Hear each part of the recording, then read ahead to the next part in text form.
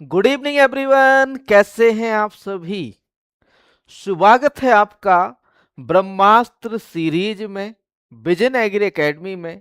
ठीक है, vision agree academy चला रहा है ब्रह्मास्त्र सीरीज, जो कि डेली आपकी 8 बजे आती है और इम्पोर्टेंट एमसीक्यू जो है इसमें करवाए जाते हैं, जो कि आपकी आगामी परीक्षाओं, जैसे यूपीएजीटीए, गन्ना पर्यवेक्षक, आपका यूपीएलटी ग्रेड, टीजीटी एंड पीजीटी, यूपीएसटीए, ठीक है, इन परीक्षाओं में आपका काम आने वाले बहुत ही इंपॉर्टेंट क्वेश्चन यहाँ पर हम करवाते हैं। ठीक है, तो कृषि के महत्वपूर्ण प्रश्न। भैया सेशन शुरू करने से पहले आपको बता दें भाई कि हमने जो है कृषि प्राविधिक सहायक और गन्ना पर्यवेक्षक के लिए सिलेबस के अकॉर्डिंग, जैसा जैसा भैया सिलेबस देता है आयोग, उसी सिलेबस के अकॉर्डिंग हमने आपके लिए नोट्स प्रिपेयर कर दिए हैं। और भैया इसमें एक्स्ट्रा चीजें भी है, ऐसा नहीं है कि सिलेबस के अकॉर्डिंग ही है, एक्स्ट्रा भी है। ठीक है, जो आपके एग्जाम में आएगा। ठीक, संपूर्ण कृषि की किताबें जो कि हिंदी माध्यम में रहने वाली हैं, ठीक है, 1499 में आपको मिलने वाली है, होम डिलीवरी के साथ घर पर आ जाएंगी ये।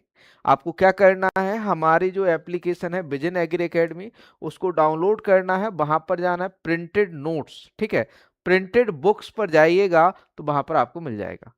कृषि प्राविधिक सहायक का जो फाउंडेशन बैच है भैया, 2 साल की वैलिडिटी के साथ 1 दिसंबर से प्रारंभ हो चुका है। 1 दिसंबर से प्रारंभ हो चुका है, इसको ज्वाइन कर लीजिए, जिसमें आपका कृषि यूपीजी के कंप्यूटर कंप्लीट कराया जाएगा। ठीक है, वैसे बच्चों प्राइस है 1999, लेकिन आपको मिल रहा है 50% डिस्काउंट, तो अब इसका प्राइस है 999 में, कृषि प्राविधिक सहायक का, जिसमें आपको लाइव प्लस रिकॉर्डेड क्लासेस मिलेंगी, ई बुक पीडीएफ नोट्स मिलेंगे, कंप्लीट टेस्ट सीरीज मिलेगी, मीडियम हिंदी रहने वाला है और डाउट सेशन मिलेंगे इसमें। ठीक, आपको क्या करना है, नीचे आपको डिस्क्रिप्शन में लिंक मिल जाएगा हमारे एप्लीकेशन को डाउनलोड कर लेना है और आ जाना है। गन्ना पर्यवेक्षक का भी नया बैच 1 दिसंबर से प्रारंभ हो चुका है, तो ज्वाइन कर लीजिए, इसमें आपका कृषि यूपीजी के कंप्यूटर सब कुछ आपको पूरा कवर कराएंगे 999 में। यूपी कृषि प्राविधिक सहायक के लिए 100 बुकलेट, 100 बुकलेट में क्या है बच्चों, क्वेश्चन पेपर हैं, टेस्ट पेपर हैं, ठीक है, टेस्ट पेपर है 100 फुल लेंथ, ठीक है, पीडीएफ के रूप में मिलेंगे ये, इसे आप डाउनलोड भी कर सकते हो, इसका प्रिंट भी निकाल सकते हो। 100 बुकलेट, 100, ठीक है, 100 टेस्ट आपको मिलने वाले हैं, जो कि आपके पैटर्न के अकॉर्डिंग रहने वाले एजीटीए के। 100 full test PDF e book, Hindi and English medium दोनों में रहने वाले। अब बच्चों इस बार हम लोग इंग्लिश मीडियम में भी कवर करने जा रहे हैं, ठीक है, तो इंग्लिश मीडियम और हिंदी माध्यम दोनों में रहने वाली है 100 बुकलेट, प्रैक्टिस सेट जिसे हम कहते हैं, प्रैक्टिस क्वेश्चन बुकलेट, जो कि प्राइस तो है 1499, चूंकि आपको बताया 50% डिस्काउंट है, तो 749 में अभी प्राइस है इसका। ठीक है, 2 साल की वैलिडिटी है, जो कि हमारी एप्लीकेशन पे मिल जाएगा। साथ ही साथ गन्ना पर्यवेक्षक के लिए 100 सेट पेपर हम जो है लेकर आए हैं।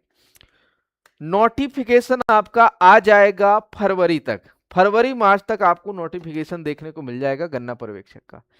जो बच्चे यूपीएलटी ग्रेड कृषि शिक्षक की तैयारी कर रहे हैं, उनके लिए हम आपके लिए देखो 15 बुकलेट लाए गए हैं, 15 प्रैक्टिस सेट, जो कि आपके एग्रीकल्चर फुल टेस्ट है, जिसमें आपका सामान्य अध्ययन रहेगा, एग्रीकल्चर रहेगा, पीडीएफ ई बुक है, इसको आप डाउनलोड करके प्रिंट भी करवा सकते हो। प्राइस 399, लेकिन आपको मिलने वाला है मात्र 199 रुपए में ये भी। साथ में साथ एलटी ग्रेड के लिए टेस्ट सीरीज भी स्टार्ट की है, पीजीटी के लिए practice set plus test series ये भी स्टार्ट है, कृषि प्राविधिक सहायक की हिंदी माध्यम में नोट्स अवेलेबल हैं। ठीक है, ये सारी चीजें आप लोगों के लिए अवेलेबल हैं। ठीक, तो अभी जाइए हमारी एप्लीकेशन पर, विजन एग्री एकेडमी के नाम से है, डाउनलोड कर लीजिए नया एप्लीकेशन।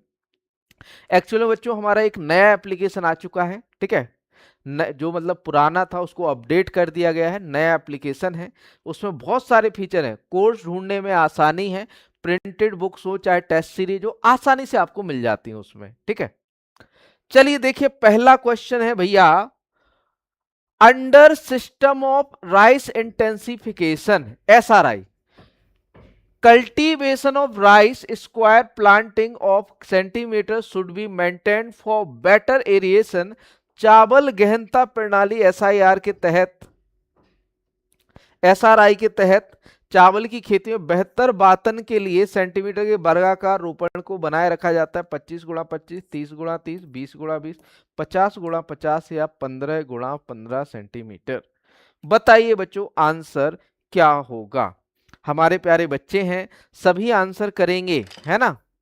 बच्चे हमें निराश नहीं करेंगे, ठीक है। बढ़िया से आंसर करना है सभी को, ठीक है। आप लोग अच्छे बच्चे हो, आंसर करते हो, ठीक है। चलिए भाई, ओराइजा सेटाइवा में एसआरआई प्रणाली अपनाई जाती है, जो कि बच्चों आपका हेनरी डी लॉलानी द्वारा दी गई थी। किसके द्वारा दी गई थी बच्चों? हेनरी डी लॉलानी द्वारा जो है एसआरआई प्रणाली, सिस्टम ऑफ राइस इंटेंसिफिकेशन, दिया गया था।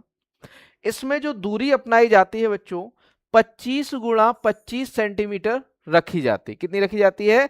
25x25 सेंटीमीटर रखी जाती है, ठीक है। तो बच्चों एसआरआई के बारे में हम जानेंगे, सिस्टम ऑफ राइस इंटेंसिफिकेशन के बारे में। यहां पर 25x25, right answer option A हो जाता है। देखिए भैया, system of rice intensification SRI, this was developed by Henry de Laulanie. ये लिख लो, हेनरी डी लॉलानी ने मेडागास्कर में 1980 में से डेवलप या विकसित किया था। It is an agro ecological approach for increasing the productivity of irrigated rice by changing the management of plant, soil, water and nutrient। पौधे और आपका जो है पानी, जल और मृदा और न्यूट्रिएंट में परिवर्तन करके या फिर कहें प्रबंधन करके, उसे मैनेज करके या प्रबंधित करके क्या करना बच्चों? इरिगेटेड जो आपका धान है, ठीक है, उसकी प्रोडक्टिविटी को बढ़ाना। क्या है बच्चों? इसका क्या है? आपका एक एग्रो क्लाइमेट अप्रोच है, लक्ष्य है, ठीक। Basic principle in SRI are significantly reducing plant population. इसका जो मुख्य उद्देश्य है बच्चों वो है आपका क्या? मुख्य रूप से पौधों की जनसंख्या को कम करना। First time in India it was started in TNAU Coimbatore. इसे पहली बार भारत में तमिलनाडु एग्रीकल्चर यूनिवर्सिटी जो है आपकी कोयम्बटूर में है, ठीक, उसमें अपनाया गया था, ठीक। इसमें जो बीज दर की आवश्यकता होती है 5 kg per hectare. Seed rate कितना चाहिए? 5 किलोग्राम प्रति हेक्टेयर चाहिए होता है बीज दर। 250 square meter nursery area require होता है इसके लिए, और nursery ready for sowing in 10 to 12 days after sowing. बुआई के 10 से 12 दिन बाद आपकी जो है नर्सरी तैयार हो जाती है प्लांटिंग के लिए। किसमें बच्चों? आपकी एसआरआई प्रणाली में। और this method increase the yield 30 to 50%। और इस विधि से बुआई करने पर या धान की खेती करने पर जो है 30 से 50% तक उपज बढ़ जाती है। क्या बढ़ जाती है बच्चों? 30 से 50% तक उपज बढ़ जाती है। अगला प्रश्न देखो बच्चों, according to the 19th live stock census India ranks in the population of sheep. 19वीं पशु जनगणना के अनुसार भेड़ों की आबादी में भारत का स्थान कौन सा है भैया? बताओ भाई, भेड़ों की आबादी में भारत का स्थान कौन सा है? पहला, दूसरा, तीसरा, चौथा या पांचवा? कौन सा स्थान है भैया भेड़ों की आबादी में भारत का स्थान 19वीं पशु जनगणना के अनुसार? बताओ भाई, जल्दी से करो आंसर भाई, ऐसे थोड़ी ना चलेगा। A, B, C या D? हमारे तेजस्वी बच्चे हैं, आगामी परीक्षा के लिए तैयारी कर रहे हैं और बढ़िया से आंसर करेंगे, है ना।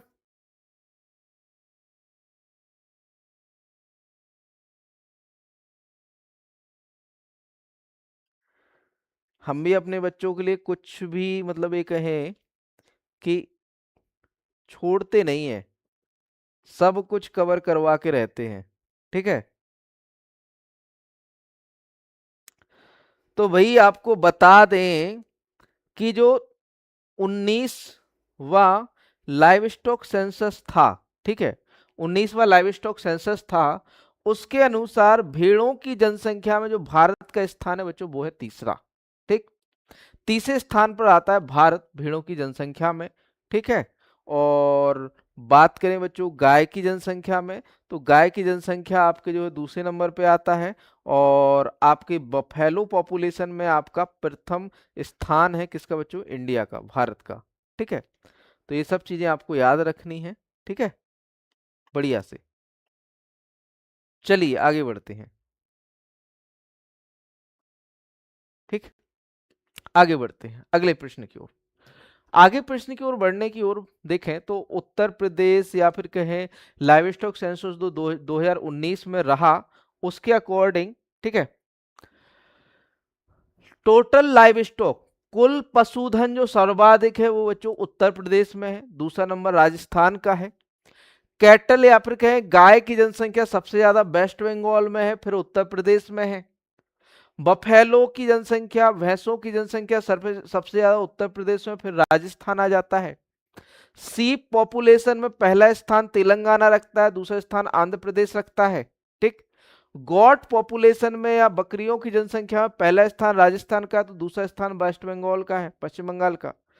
पिग की जनसंख्या में या सुअरों की जनसंख्या में असम का पहला स्थान, दूसरा झारखंड का। पोल्ट्री में पहला तमिलनाडु, दूसरा आंध्र प्रदेश। और कैमल के केस की बात करें तो कैमल या ऊंट में सबसे ज्यादा पॉपुलेशन आपकी राजस्थान में है ऊंट की, फिर आपका गुजरात के अंदर है। ठीक, अगला क्वेश्चन भाई, which of the following terms is use to define the cultivation of fish और other marine life for food, खाने के लिए मछली या दूसरे समुद्री जीवों की खेती को बताने के लिए इनमें से कौन सा शब्द इस्तेमाल किया जाएगा। मैरी कल्चर, सागरीय कृषि। एल्गा कल्चर, शैवाल की खेती। भैया हम कई बार कट ऑफ को लेकर वीडियो बना दिए हैं, मैरी मेड या मैरी टाइम या फिजिकल्चर, बताइए बच्चों क्या कहोगे इसे। कट ऑफ देखो कुछ नहीं है भाई, कट ऑफ आपकी जो है 45 से एबव रहने वाली है और 50 तक रहने वाली है, 50 से ज्यादा नहीं जाएगी। ठीक है, इतना समझ लो बस।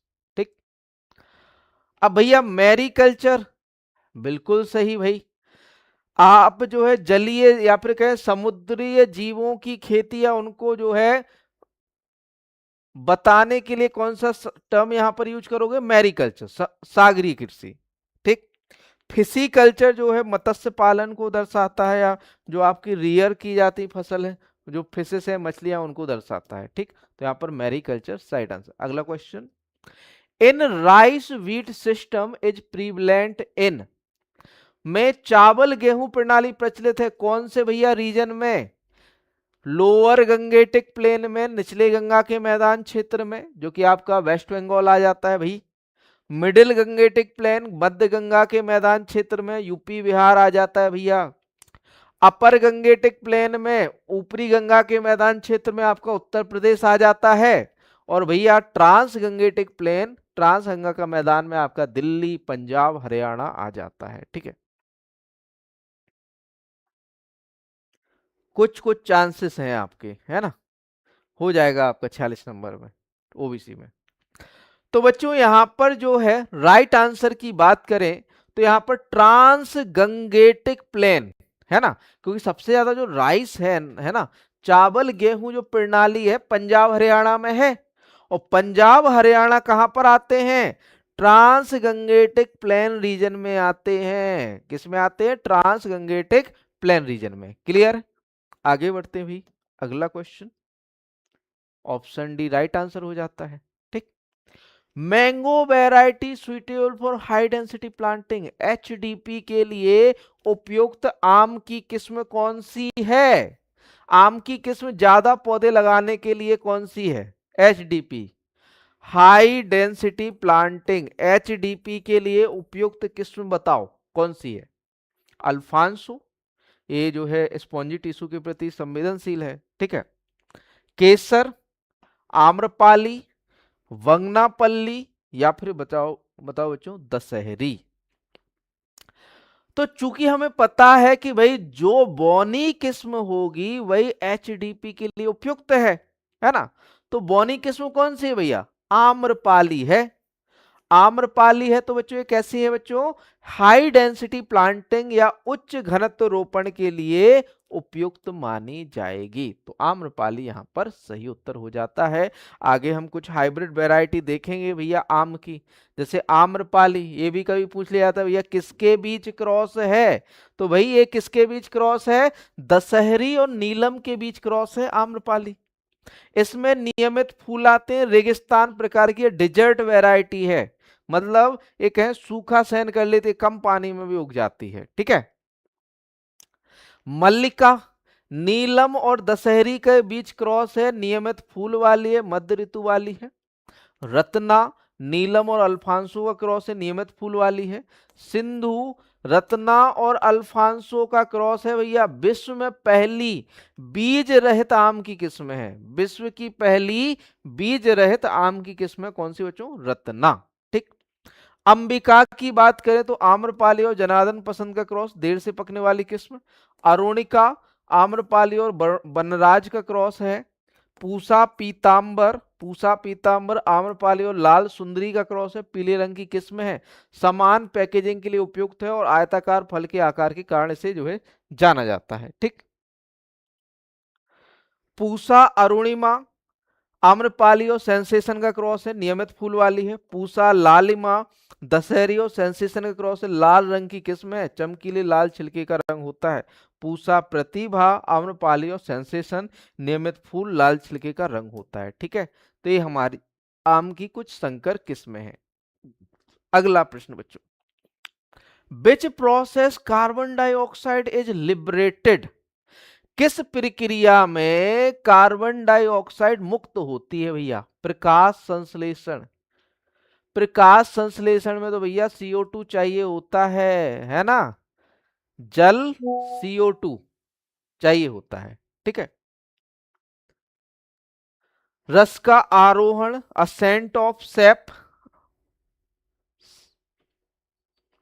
ऑस्मोसिस परासरण, जब भैया दोनों अलग अलग सांद्रण वाले विलयन होते हैं और जो कम सांद्रता से अधिक सांद्रता की ओर जाता है और दोनों का जो है बराबर, जब तक वो बराबर ना हो जाए तब तक।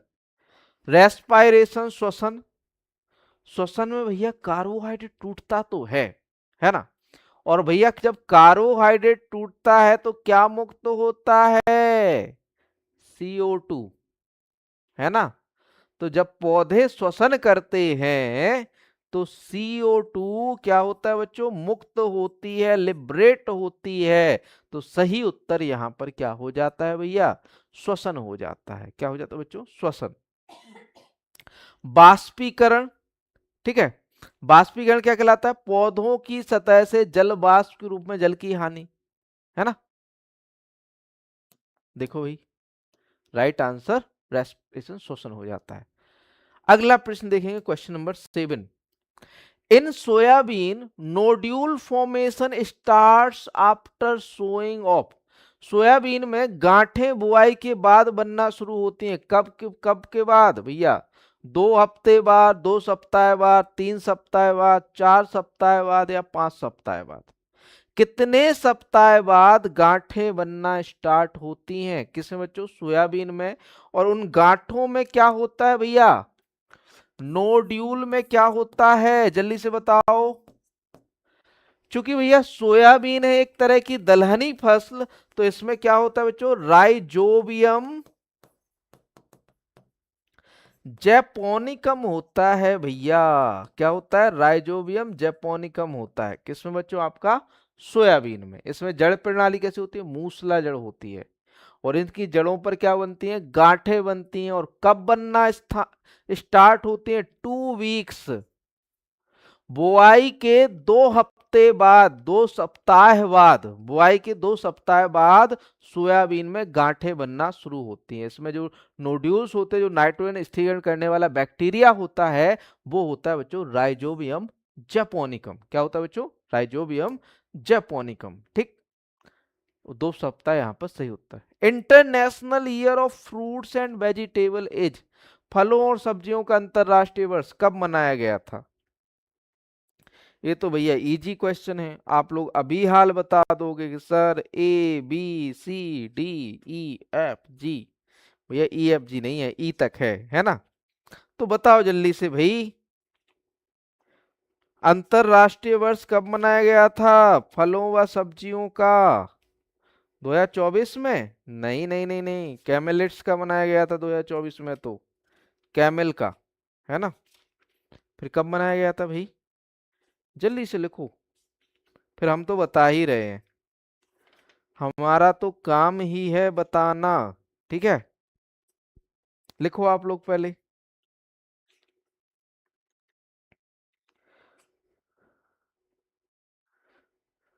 तो भैया यहां पर जो राइट आंसर हो जाता है 2021। 2021 को अंतरराष्ट्रीय वर्ष मनाया गया था फल और सब्जियों का। 2023 को आपका मिलेट्स का इंटरनेशनल ईयर, याद करो, ये AGTA में पूछा गया था कि नहीं?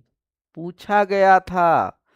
मिलेट्स का, बाजरे का या मोटे अनाजों का अंतरराष्ट्रीय वर्ष, AGTA में पूछा गया क्वेश्चन है।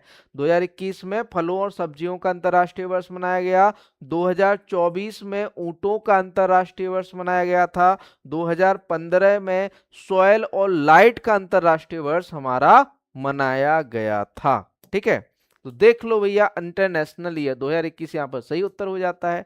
इंटरनेशनल ईयर हम देखते हैं तो भाई, चावल का अंतरराष्ट्रीय वर्ष इंटरनेशनल ईयर ऑफ राइस 2004 में। 2005 में पार्थेनियम का अंतरराष्ट्रीय वर्ष इंटरनेशनल ईयर ऑफ पार्थेनियम। 2006 में मरुस्थल और मरुस्थलीकरण का अंतरराष्ट्रीय वर्ष international year of dessert and desertification. 2007 में जल का अंतरराष्ट्रीय वर्ष इंटरनेशनल ईयर ऑफ वाटर। 2008 में आलू का अंतरराष्ट्रीय वर्ष इंटरनेशनल ईयर ऑफ पोटैटो। 2009 में प्राकृतिक रेशों का अंतरराष्ट्रीय वर्ष international year of natural fibre. 2010 में जैव विविधता का अंतरराष्ट्रीय वर्ष मनाया गया, इंटरनेशनल ईयर ऑफ बायोडाइवर्सिटी। 2011 में वन का अंतरराष्ट्रीय वर्ष मनाया गया, इंटरनेशनल ईयर ऑफ फॉरेस्ट मनाया गया। 2012 में सहकारिता का अंतरराष्ट्रीय वर्ष मनाया गया, बागवानी के जो है राष्ट्रीय वर्ष के रूप में भी मनाया गया था। 2012 को सहकारिता का इंटरनेशनल अंतरराष्ट्रीय वर्ष और आपका राष्ट्रीय बागवानी वर्ष मनाया गया। 2013 जल सहयोग का अंतरराष्ट्रीय वर्ष, international year of water corporation. ठीक है, आगे देखो। 2014 में परिवार खेती का अंतरराष्ट्रीय वर्ष, international year of family farming. 2015 में मिट्टी और प्रकाश का अंतरराष्ट्रीय वर्ष, international year of soil and light. 2016 में दालों का अंतरराष्ट्रीय वर्ष, इंटरनेशनल ईयर ऑफ पल्सेस। 2017 में स्थानीय पर्यटन का अंतरराष्ट्रीय वर्ष, international year of sustainable tourism. 2018 में बाजरा का राष्ट्रीय वर्ष, नेशनल ईयर ऑफ मिलेट्स। अब देखो बच्चों, दोनों दिया गया था, नेशनल ईयर ऑफ मिलेट और इंटरनेशनल ईयर ऑफ मिलेट, है ना? अब देखो यहां से जनरल से क्वेश्चन उठा है, नॉर्मली किसी ने सोचा नहीं होगा कि भाई जनरल से क्वेश्चन उठेगा, जनरल से क्वेश्चन उठ गया, है ना? 2019 स्वदेशी भाषा का अंतरराष्ट्रीय वर्ष, international year of indigenous language. 2020 को पादप स्वास्थ्य का अंतरराष्ट्रीय वर्ष, international year of plant health मनाया गया।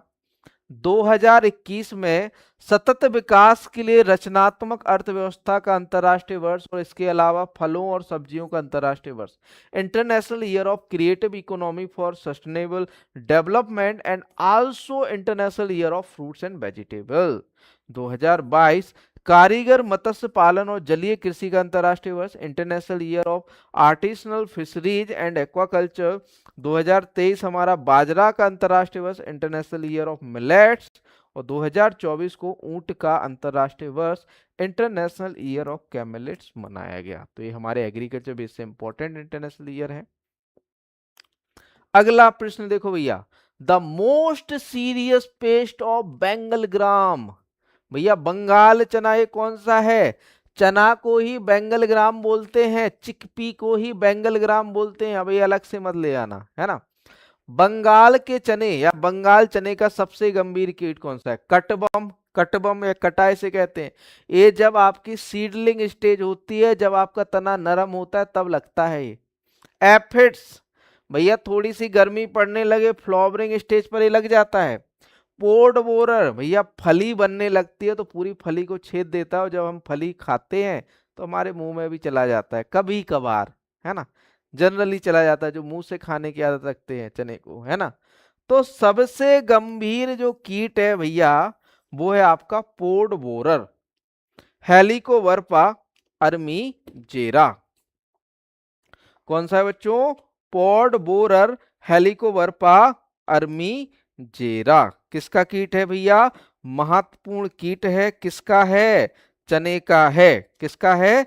चने का है, ठीक है। और कीट देखना है पल्सेस के, ग्राम पोड बोरर, जो कि आपका हेलिकोवर्पा अर्मीजेरा, है ना। ग्राम पोड बोरर किस में आता है? इसका साइंटिफिक नेम होता है हेलिकोवर्पा। आपसे एक क्वेश्चन पूछा गया था, दलहनी फसलों के कीट कौन से हैं? कितने कीट दलहनी फसलों के? ये क्वेश्चन पूछा गया था, साइंटिफिक नेम दिए गए थे, तो देखो साइंटिफिक नेम बिल्कुल रट लेना, आने वाले हैं, है ना। हेलिकोवर्पा अर्मीजेरा।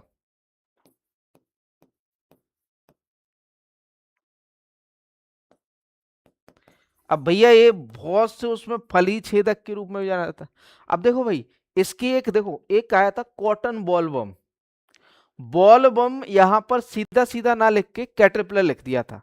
अब बॉलवर्म की एक अवस्था है कैटरपिलर, है ना, तो उसको लिख लिख दिया था कैटरपिलर को। तो वो भी क्वेश्चन देखो बहुत से बच्चे गलत करके आए थे, है ना। तो ऐसी चीजों को आपको बिल्कुल सचेत सचेत मतलब रह के आपको क्या करना चाहिए, इसको क्लियर करना चाहिए, ठीक।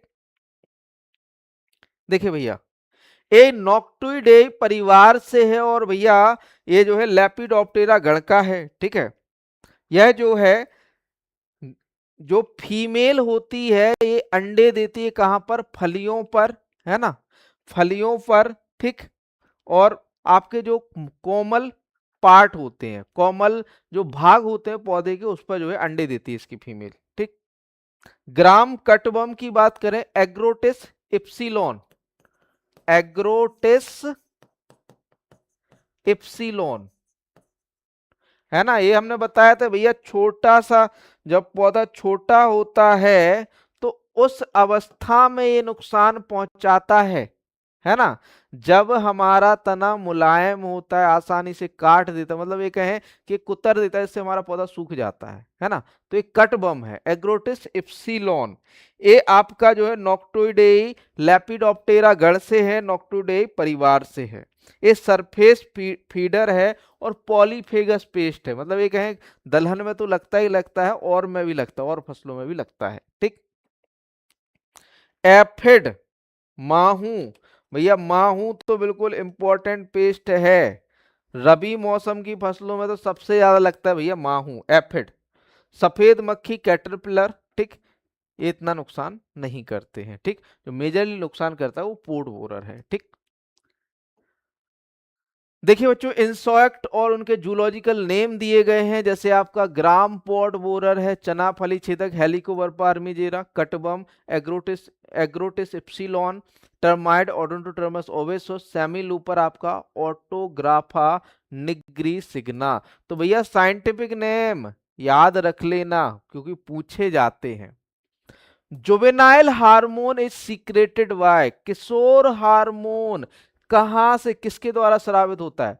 कॉर्पोरा कार्डिका, कार्डियाका या प्रोथोरेसिक ग्लैंड द्वारा, मिडगट द्वारा या कॉर्पोरा एलेटा द्वारा? इनमें से कोई नहीं भैया, बताओ। जुवेनाइल हार्मोन कौन स्रावित करता है? ए, बी, सी या फिर डी? अच्छे अच्छे क्वेश्चन छांट के लाया हूं, ठीक है, आंसर कर दो भाई। जो आने वाली परीक्षाओं में सीधे सीधे क्वेश्चन मिलेंगे ये, ठीक है। तो बताओ भाई, जुवेनाइल हार्मोन कहां से सीक्रेट होता है? तो बच्चों, जो जुवेनाइल हार्मोन है, एक कॉर्पोरा एलेटा कहां से स्रावित होता है? कॉर्पोरा एलेटा से। देखो बच्चों, यहाँ पर राइट आंसर ऑप्शन डी हो जाता है, कॉर्पोरा एलेटा। जुवेनाइल हार्मोन की बात करें तो juvenile hormone is secreted by corpora allata and act as a gonadotropic hormone in adult insect. जो आपका जुवेनाइल हार्मोन है ये एडल्ट इंसेक्ट में या युवा कीटों में एक गोनेडोट्रोपिक हार्मोन के रूप में काम करता है।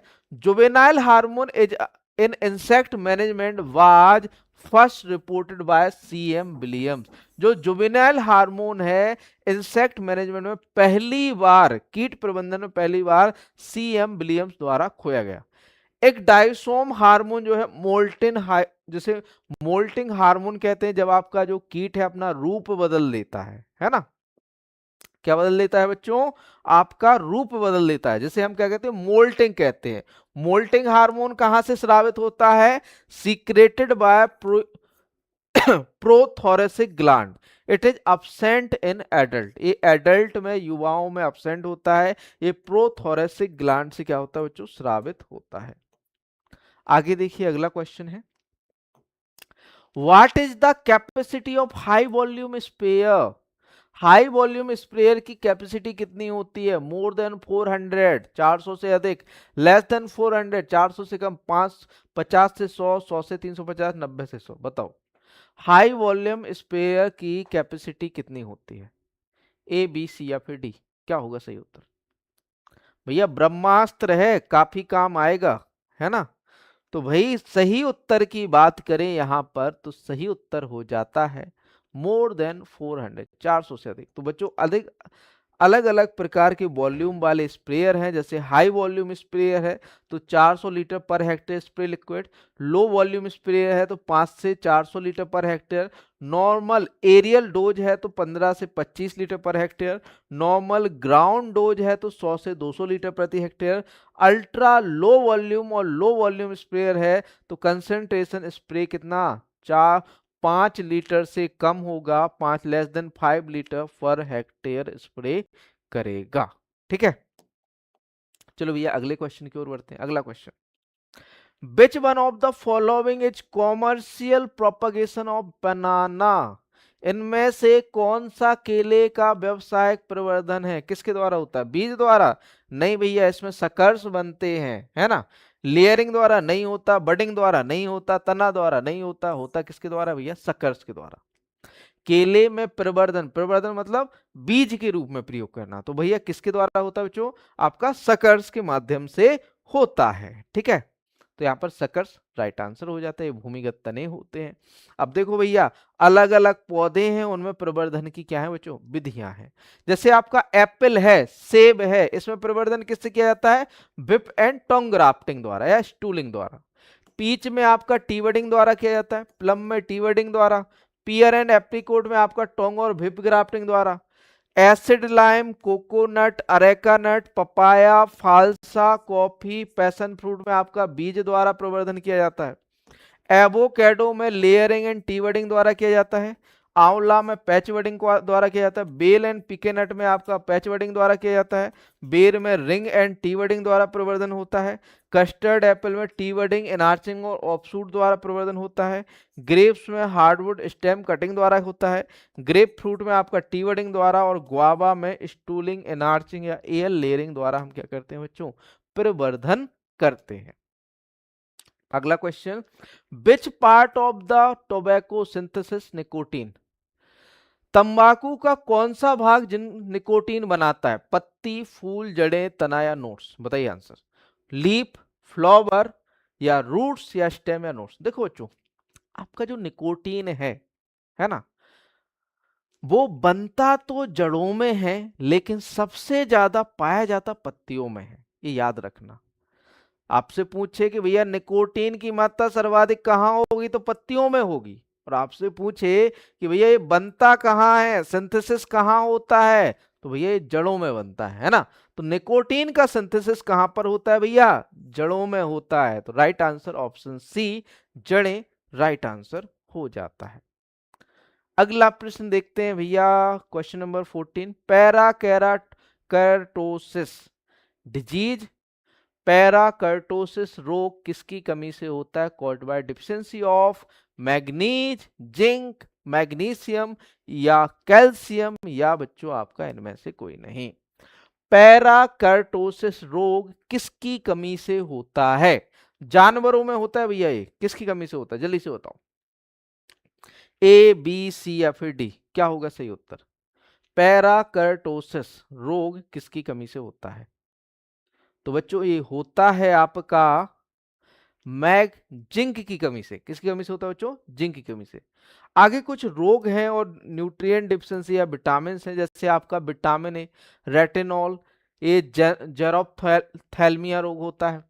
विटामिन डी कॉल कैल्सीफेरॉल्स की कमी से आपका रिकेट्स या ऑस्टोमेलेसिया होता है। विटामिन ई की कमी से टोकोफेरॉल मस्कुलर डायट्रॉफी होती है। विटामिन के फेनोक्विनोन के से डिले क्लॉटिंग होता है। विटामिन बी 1 थियामिन की कमी से न्यूरेटिस होता है। विटामिन बी 2 राइबोफ्लोविन की कमी से कर्ल टॉय पैरालिसिस होता है। निकोटिनामाइड की कमी से डर्मेटाइटिस और आपका इंट्राइटिस होता है। विटामिन बी 6 पायरिडॉक्सिन की कमी से एनीमिया और कॉन्वुल्जन होता है। पेंटोथेनिक एसिड की कमी से गोज स्टीपिंग होता है। फोलिक एसिड की कमी से एनीमिया होता है। कोलिन की कमी से आपका स्लो ग्रोथ या फैटी लीवर होता है। बायोटिन की कमी से डर डर्मेटाइटिस और आपका लूज ऑफ वेट होता है। विटामिन बी 12 की कमी से बेस्टिंग सिकनेस और विटामिन सी स्कॉर्बिक एसिड की कमी से स्कर्बी रोग और कैल्शियम की कमी से रिकेट ऑस्टोमेलेसिया मिल्क फीवर या पिका, ये बीमारियां होती हैं। न्यूट्रिएंट विटामिन की कमी से होने वाले रोग। अगला question, which of the following is a perennial crop, निम्न में से कौन सी 12 मासी फसल है? शुगर बीट, चुकंदर, लहसुन, बनाना, नारियल, टमाटर। बताइए। हमारा टमाटर जो है 1 वर्षीय है, लहसुन चुकंदर आपका जो है 2 वर्षीय है, केला आपका वार्षिक भी है, ठीक है, 2 वार्षिक भी है, ठीक। नहीं ये वार्षिक है, केला आपका वार्षिक में आता है, सॉरी वार्षिक है। कोकोनट जो है आपका क्या है बच्चों? बहुवार्षिक है। केला आपका अपने जीवन काल में 1 बार फल देता है, फल देने के बाद मर जाता है ना। 1 वर्ष के अंदर ही फल देता है और मर जाता है। ये आपका जो पेरेनियल पौधा जो आ जाता है वो आ जाता है आपका कोकोनट आ जाता है, नारियल, ठीक। तो राइट आंसर यहाँ पर कोकोनट हो जाता है, ठीक। Ascochyta blight is the seed borne disease of which crop? Ascochyta blight किस फसल का बीज जनित रोग है? सोयाबीन का, चने का, अरहर का, लेंटिल मसूर का या कुसुम का? एस्कोचाइटा ब्लाइट बताइए किस फसल का प्रमुख रोग है? ए बी सी या फिर डी, क्या होगा सही उत्तर? तो बच्चों एस्कोचाइटा ब्लाइट की बात करें तो भाई ये प्रमुख रोग किसका है? चने का प्रमुख रोग है ना। किसका रोग है प्रमुख? चने का। अगला प्रश्न देखिए, commercial propagation method in orchid are, orchid में व्यावसायिक प्रवर्धन का तरीका है लेयरिंग, काटना, स्टूलिंग, माइक्रो प्रोपगेशन या सीड। तो बच्चों इसमें जो प्रोपगेशन होता है वो आपका माइक्रो प्रोपगेशन, सूक्ष्म प्रसार किया जाता है। अगला question, amino acid which is deficient in legume is lysine, methionine, leucine, tryptophan या एथाइलिन। बताओ भैया फलियों में किसकी कमी होती है? बताओ जल्दी से, कौन से अमीनो एसिड की कमी होती है फलियों में?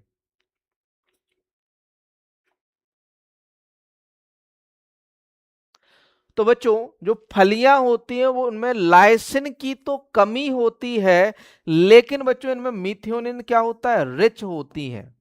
मीथियोनिन अधिक मात्रा में पाया जाता है पल्सेस में, और आपका किसकी कमी होती है? लाइसिन की कमी होती है, ठीक है। सॉरी सॉरी सॉरी बच्चों, सॉरी बच्चों उल्टा बोल दिया, सॉरी बच्चों। लाइसिन की अधिकता होती है, सॉरी बच्चों, और लाइसिन की अधिकता और मेथियोनिन की कमी होती है। पल्सिस जो दलहनी पौधे होते हैं उनमें आपकी लाइसिन की अधिकता और आपका जो है मिथियोनिन की कमी होती है। सॉरी उल्टा बोल दिया बच्चों, ध्यान नहीं दिया, ठीक है। लेकिन जो आपकी सीरियल्स होती है उसमें मिथियोनिन पर्याप्त मात्रा में पाया जाता है और लाइसिन की क्या होती है? कमी होती है। हमने सीरियल क्रॉप वाला बोल दिया। लाइसिन जो है अधिकता होती है पल्सिस में और मिथियोनिन की कमी होती है। तो यहाँ पर अमीनो एसिड जो फलियों में कम होता है वो है बच्चों आपका कौन सा? तो देखते हैं भाई, तो वो है आपका methionine. Crown cleaning is the term related to which crop? Crown cleaning किस फसल से संबंधित है? क्राउन क्लीनिंग मतलब ये कहें ऊपरी भाग को हटाना, या फिर कहें थोड़ा सा आपका कोकोनट में किया जाता है। क्राउन क्लीनिंग जो है संबंधित है आपका कोकोनट से, नारियल से। Which one is use for control of powdery mildew? Powdery mildew के नियंत्रण के लिए किसका इस्तेमाल किया जाता है? कैल्शियम, मैग्नीशियम, सल्फर, मैग्नीज या पोटेशियम?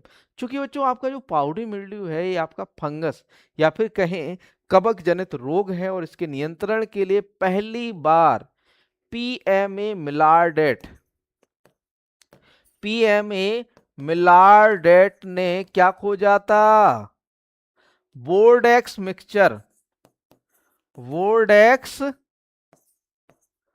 मिश्रण की खोज की थी, है ना, जो कि एक तरह का क्या है?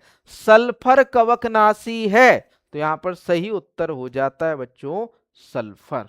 ठीक, इसी के साथ यहां पर आज का सेशन समाप्त होता है। ठीक है, मिलते हैं नेक्स्ट सेशन में आपका कल शाम को 6 बजे। यदि आप लोग चैनल पर नए हैं तो सब्सक्राइब जरूर कर लीजिएगा, और हमारे ऐप जो कि विजन एग्री एकेडमी के नाम से है उसको डाउनलोड कर लीजिए। यदि आप एजीटीए या एलटी ग्रेड या आप गन्ना पर्यवेक्षक की तैयारी कर रहे हैं तो बेस्ट स्टडी मटेरियल हम आपको प्रोवाइड कराते हैं, सिलेबस के अकॉर्डिंग स्टडी मटेरियल हम आपको प्रोवाइड कराते हैं। तो हमारी जो है संपूर्ण कृषि की किताबें या आपकी जो है 7 किताबें जो है थ्योरेटिकल आने वाली हैं, कृषि प्राविधिक सहायक और आपके गन्ना पर्यवेक्षक के लिए 1499 में। ये पूरी की पूरी जो किताबें हैं बच्चों सिलेबस के अकॉर्डिंग है, कोई दिक्कत नहीं है, सारी चीजें आपको सिलेबस के अकॉर्डिंग मिलेंगी। और साथ में साथ 999 आपका बैच भी चल रहा है, जिसमें आपकी बिल्कुल शुरुआत से तैयारी कराई जाएगी कृषि प्राविधिक सहायक का। ठीक है, और गन्ना पर्यवेक्षक का भी बैच स्टार्ट हो चुका है हमारा। कृषि प्राविधिक सहायक के लिए प्रैक्टिस सेट पेपर भी हमने 100 स्टार्ट कर दिए हैं, गन्ना पर्यवेक्षक के लिए भी स्टार्ट हो चुके हैं। एलटी ग्रेड के लिए जो है आपके 15 सेट पेपर और 10 टेस्ट पेपर हमने स्टार्ट किए हैं। पीजीटी के लिए भी आपका 30 प्रैक्टिस सेट आपके लिए मिलने वाले हैं। ठीक है, तो जल्दी से जाइए, हमारी जो नीचे डिस्क्रिप्शन में या फिर कहें प्ले स्टोर पर सर्च करिएगा, विजन एग्री एकेडमी हमारा ऐप मिल जाएगा, लॉगिन कीजिए और जल्दी से हमारे साथ जुड़ जाइए। मिलते हैं नेक्स्ट सेशन में आपका कल शाम को 8 बजे। थैंक यू दोस्तों।